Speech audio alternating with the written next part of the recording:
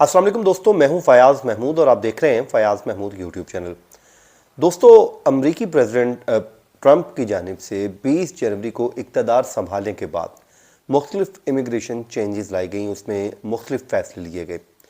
अब 10 ऐसे उनके फ़ैसले हैं जिसके ऊपर बात हो रही है और उनको हार्मफुल डिसीजंस कहा जा रहा है, और ये कोई और नहीं कह रहा बल्कि अमरीकी तंजीम है ह्यूमन राइट्स वॉच, ये उसकी जानिब से एक रिपोर्ट जारी की गई है जिस पे उन्होंने उन 10 इकदामात को डिस्कस किया है जो प्रेसिडेंट ट्रंप ने 20 जनवरी के बाद लिए हैं, और ये कहा जा रहा है कि वो तारकीन वतन के लिए या फिर इमिग्रेंट्स के लिए परेशान कुन है।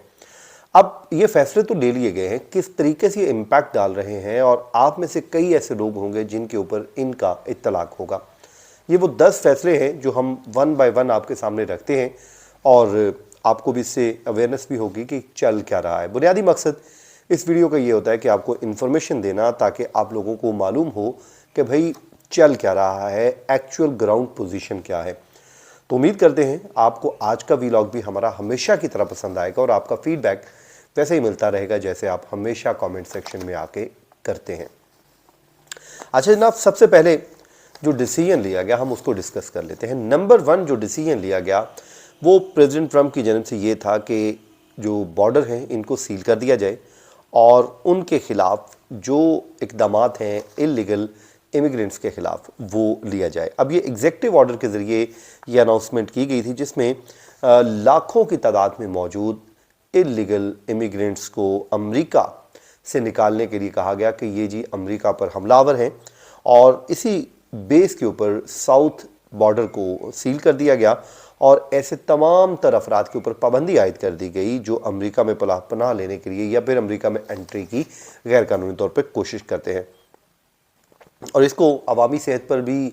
जो के लिए ख़तरा भी करार दिया गया और इसलिए उनके ऊपर पाबंदी लगा दी। लेकिन ये नहीं बताया गया कि वो ख़तरा क्या है या फिर ख़तरा कैसा ख़तरा है।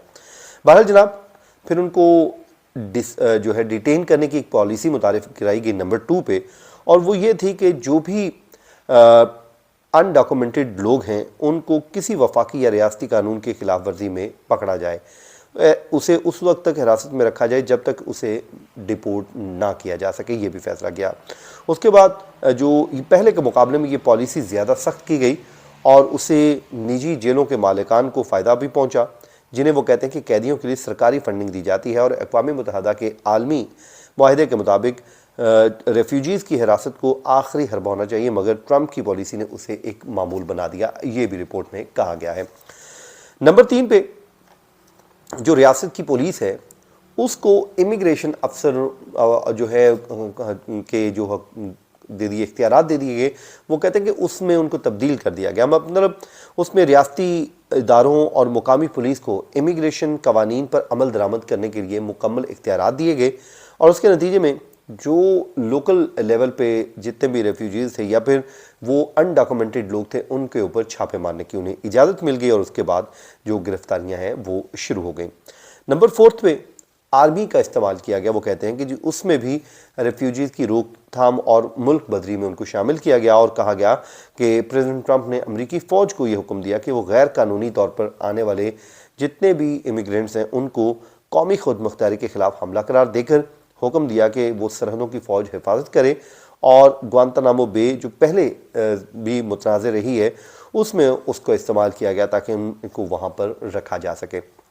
नंबर 5 पे ऐसी पॉलिसी बनाई गई कि जो फौरी तौर पे उनको डिपोर्ट किया गया। मतलब ऐसे केसेस भी देखने में आए कि वेनेजुएला के 200 लोगों को पकड़ा गया, पकड़ने के बाद उनको उस वक्त मालूम हुआ जब वो अपने मुल्क में लैंड कर रहे थे। इसी तरह कुछ और लोगों को भिजवाया गया। जज ने ऑर्डर भी किया कि भाई इनको जहाज़ों को वापस बुलाया जाए, लेकिन वो नहीं बुलाया गया। उसके बाद ये वो पॉलिसी है रीमेन इन मैक्सिको पॉलिसी, उसका निफाज भी कर दिया गया ताकि वहाँ पर लोग बैठ के अपने केसेस फाइल करें। अगर किसी ने असाइलम सीख करनी है तो उनको अमेरिका में आने की ज़रूरत नहीं है। अच्छा, इसके बाद ये वो कहते हैं कि ये भी उन्हीं एक फैसलों में से है। उसके बाद जो लीगल रास्ते थे रेफ्यूजीज़ के लिए उनको भी बंद कर दिया गया, जिससे अफ़गान, यूक्रेन, क्यूबा और दीगर वेनेजुएला से आने वाले जो रेफ्यूजीज़ थे जिनके ममालिक में अपने ममालिक में हालात अच्छे नहीं हैं اور ان کو پیرول پروگرام ان کا لیے ختم کر دیا گیا، جس میں ان کو ایک قانونی طور پہ ایک عارضی پروٹیکشن ملنی تھی، وہ ختم کی گئی، جس سے وہ جو لوگ ہیں وہ اب امریکہ میں نہیں آ سکے یا امریکہ میں نہیں آنے دیا گیا۔ نمبر 6 پہ جو ہے 7 پہ تمام ان ریفیوجیز کی آباد کاری کو معطل کر دیا گیا، مگر جو سفید فام افریقن سے ان کے لیے رعایت دی گئی۔ وہ کہتے ہیں کہ یہ بھی ایک امتیاز برتا گیا ہے، وہ یہ کہتے ہیں، الزام لگاتے ہیں۔ اب اس کے بعد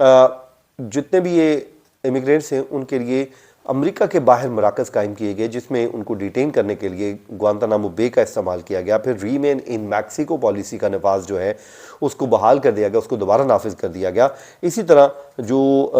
امریکہ اور پاناما کے جو جنگلات تھے میں وہاں پر بھی وہ جگہیں بنائی گئی تاکہ لوگوں کو وہاں پر بھی رکھا جائے۔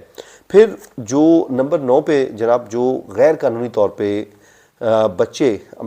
وہاں یہاں پہ آئے اور پیدا ہونے والے ان کے بچوں کی شہریت ختم کرنے کی کوشش بھی کی گئی کہ بھئی اب ان کی شہریت میں نہیں ہوگی۔ اس کے بعد لوگوں کو جو برتھ رائٹ سٹیزن شپ ہے اس کو بھی ختم کرنے کی کوشش کی گئی۔ اور نمبر 10 پہ وہ یہ کہتے ہیں کہ انسانی امداد اور ترقیاتی فنڈنگ کو معطل کر دیا گیا، جو دنیا بھر کے لیے امریکہ کی طرف سے کی جاتی تھی، اور امریکہ اقوام متحدہ اور دیگر اداروں کے ذریعے جی مہاجرین اور پسماندہ ممالک کی جو مدد کرتا تھا، مگر پریزیڈنٹ ٹرمپ نے اس فنڈنگ کو معطل کر دیا۔ خاص طور پر وہ جو عالمی ادارہ صحت اور دیگر جو ہے امداد ہے اس سے روکا گیا۔ اس سے لاکھوں لوگ متاثر ہوئے ہیں۔ یہ وہ رپورٹ ہے جو انہوں نے کہا کہ امیگریشن چینجز آئی ہیں، جو قوانین تبدیل ہوئے، یہ وہ 10 فیصلے ہیں جن کو اینٹی امیگرینٹس فیصلے قرار دیا جا رہا ہے۔ لیکن پریزیڈنٹ ٹرمپ اور ان کی حکومت یہ سمجھتی ہے کہ وہ جو فیصلے کر رہے ہیں وہ امریکی مفاد میں ہے اور امریکی پبلک کے مفاد میں ہے، اور ڈیفینیٹلی کوئی بھی ملک یہ نہیں چاہے گا کہ ان کے ملک میں کوئی انلیگل شخص آ کر آباد ہو اور وہ اس کو کھلائیں بھی، اس کو پلائیں بھی۔ لیکن ظاہر ہے پالیسی چینج ہوتی رہتی ہے، تو میں ہمیشہ یہ کہتا ہوں کہ آپ جب بھی کہیں جاتے ہیں تو لیگل راستے کے ذریعے جائیں تاکہ آپ کے لیے مشکلات نہ ہوں۔ جناب یہ تھا آج کا ہمارا ویلاگ، اپنی دعاؤں میں یاد رکھیں، جہاں رہیں خوش رہیں، مجھے دیجیے اجازت، اللہ حافظ۔